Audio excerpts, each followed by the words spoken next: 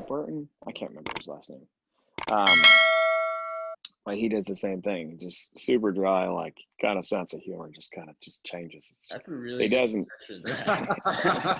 Yeah, I also do impressions and stuff like that too, but that's a different story. I've been through a lot of shenanigans. We'll just put it that way. But yeah,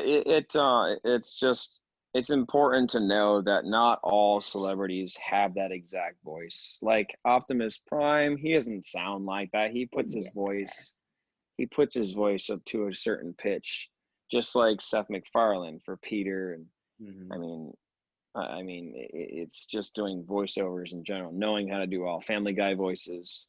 He can do all of them. I'm sure he could. I mean, I can. It's just part of that whole like fluctuation. You know, you got to learn to be a little bit fluctuated for it's a learned skill for being on camera, basically. You have a Stewie impression? Stewie Griffin, right? That's it's quite good, you know what I'm saying, right? It's just very casual. Man, Peter's more to the side of his face, a little Peter. But yeah, it's do you think different. Peter, how similar? I've always thought that Peter and Ted are so similar, those two voices. Just a little bit different. Ted is he's just kind of Boston. He's no Rhode Island in me. Rhode Island is more like this, and Ted's more like this. Ted's more like Boston, and then Seth MacFarlane just does a deep voice like this, like Brian. Like just it. Yeah, he just has that like fluctuation. But yeah, it's cool. It's fun stuff. Yeah. That's really impressive. Yeah.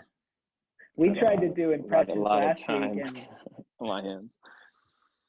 But it's funny, like I don't ever practice them though. I can just kind of memorize the shape that my throat needs to be at. And then you also match the mannerisms of the person doing the voice. So if you watch Seth, he has certain like characteristics when he does Stewie. He's more like this, right? And he's here. And then if you do Peter, he's to the side, like over here. It's just it's different. And then you watch like what's the guy's name that does Joe? Yeah, well, that's thinking Patrick. Are you thinking of That's so good. what's his name? The guy that does all the impressions. The other guy. Oh, I thought you were talking about that guy. And you got Quagmire, Cleveland.